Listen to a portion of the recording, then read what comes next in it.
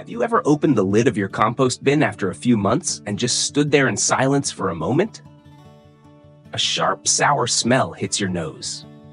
Inside is a wet, slimy mess of kitchen scraps. It doesn't look like compost. It doesn't look like fertilizer.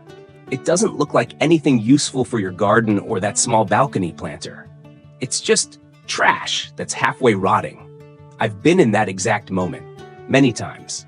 You turn the pile regularly. You follow the instructions. You wait, hoping it'll work out eventually. But 6 months go by. A year goes by. Some people wait 2 years. And the result is still the same disappointment. The compost never fully breaks down. It never becomes fluffy. It never becomes usable. And then what happens? Most people quietly give up. They go back to chemical fertilizers, fast, convenient, instant results. But deep down, the soil slowly becomes compacted and lifeless. Vegetables look green, but taste bland. And every single day, kitchen waste keeps getting thrown away to end up in landfills. This is the biggest barrier to successful home composting. Not because you're lazy, not because you're doing it wrong, but because there's one very important, very basic thing that almost no one tells you at the beginning. Understanding the root cause. Why your compost pile refuses to live. It's not that you're doing something wrong. It's that kitchen waste itself is naturally acidic. Let me explain. Every day, your kitchen produces things like orange peels, tangerine peels, mango skins, pineapple cores, coffee grounds, leftover vegetables, leftover soup. They all look green and compost friendly. But here's the truth most people miss. Most kitchen waste is high in acidity. When all of that gets packed into a closed space, acidity slowly builds up. At first, you don't notice anything, but after a few weeks, a few months, the pile starts to smell sour. Then it smells bad. Then flies and bugs show up. And that's when you start doubting yourself. Have you ever felt that way? Like you tried really hard, but the results just didn't match the effort? The reality is this. Beneficial microorganisms, the heart of composting, cannot work effectively in an overly acidic environment. It's like forcing people to live in a stuffy room with no fresh air. Not because they're weak, but because the conditions are wrong. How acidic conditions silently kill your compost. When the pH of your compost pile drops too low, 3 bad things happen at the same time. First, aerobic microorganisms are suppressed.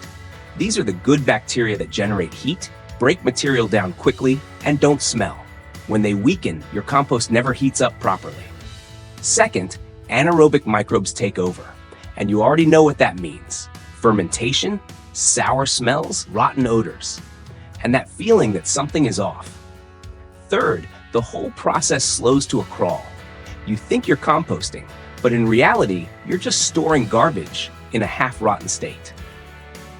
A friend once told me, and compost feels like raising a living creature.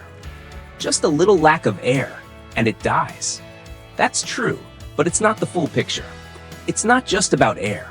It's also about creating a balanced environment where microbes can actually live and work. The mindset shift that changed everything from something very ordinary in the kitchen. I clearly remember the moment I asked myself a different question. Why do I keep adding microbes instead of fixing the environment they live in? At that time, there were already many compost activators on the market. They weren't cheap. The marketing sounded great, but the results? Hit or miss. Sometimes it worked, sometimes it didn't. Then one day, completely by accident, I noticed a box of baking soda on my kitchen shelf. A thought flashed through my mind. Baking soda is a mild alkaline. We use it to neutralize acids in cooking, baking, and cleaning. So why not apply that same principle to compost? I wasn't expecting anything dramatic. I was just experimenting. And that small experiment completely changed the way I see home composting. Why baking soda is a key that no one talks about. Baking soda is not a microbial inoculant. It doesn't add bacteria, but it does something more important. It brings the pH back into a safe range. When pH is around 7 to 8, that's the golden zone for beneficial microbes.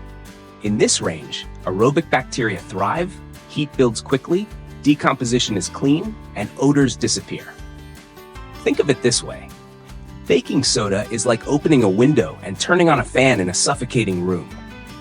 Once the environment improves, the naturally existing microbes in your kitchen waste and in the air explode into activity on their own.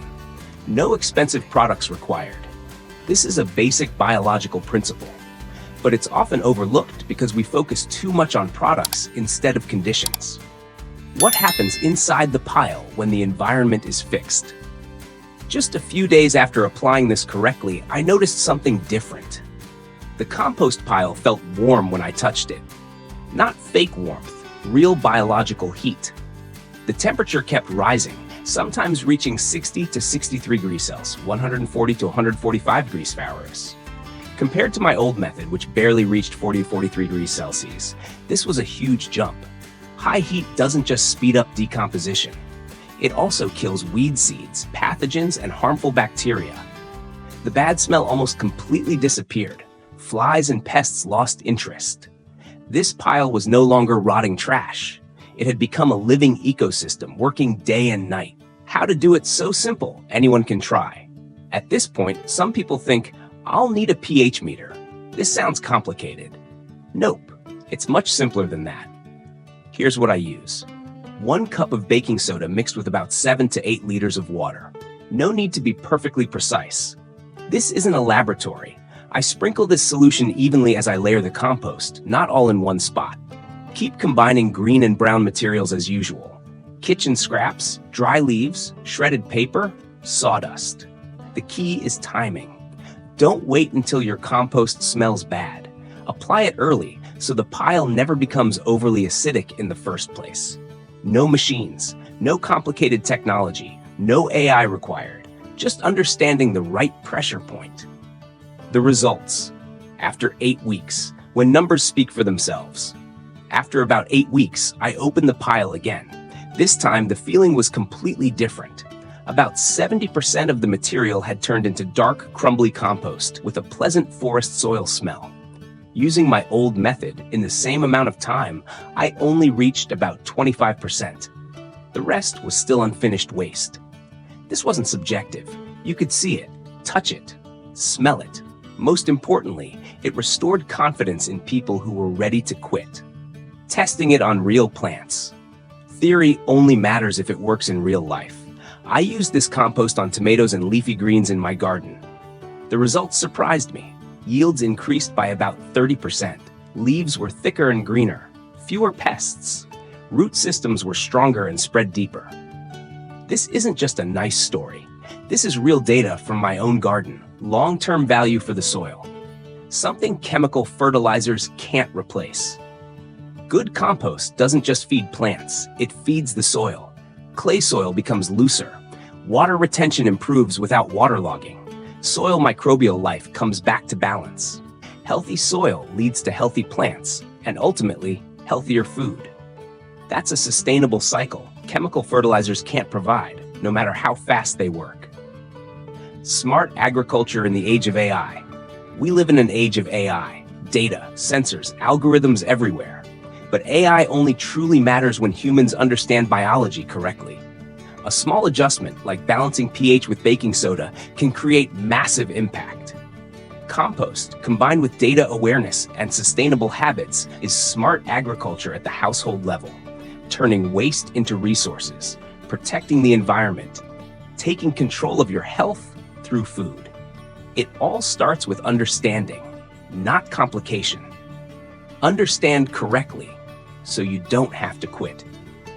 If you've made it this far, I believe you've realized something important.